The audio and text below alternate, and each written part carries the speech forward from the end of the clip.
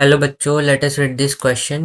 A couple produces option A linear and rotational motion, option B no motion, option C pure linear motion, option D pure rotational motion. तो हमें यहाँ इस question में क्या देखना है कि जो कपल जो होता है उसकी वजह से कौन सा मोशन होता है। तो यहाँ पे जो की कॉन्सेप्ट आएगा वो होगा कॉन्सेप्ट ऑफ कपल।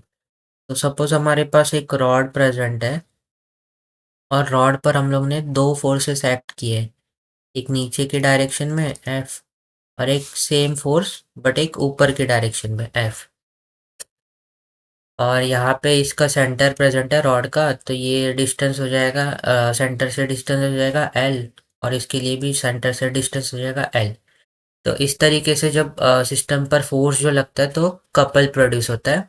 तो अगर हम लोग अभी ऑप्शंस की बात करें तो यहाँ पे देखें तो एक फोर्स जो है वो नीचे की तरफ जा रहा है और एक फोर्स जो है वो ऊपर की तरफ है। तो जो टोटल जो डिस्प्लेसमेंट होगा रॉड का वो ज़ीरो हो जाएगा।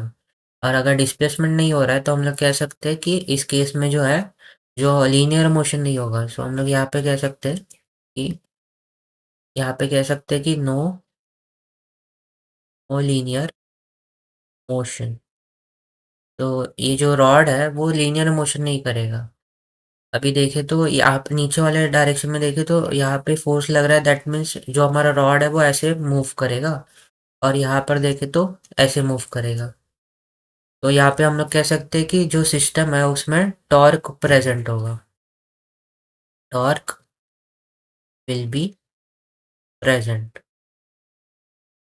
हमारे सिस्टम में टॉर्क प्रेजेंट है और हमें पता है कि जब टॉर्क प्रेजेंट होता है तो जो मोशन होता है सिस्टम का वो प्योर रोटेशनल मोशन होता है।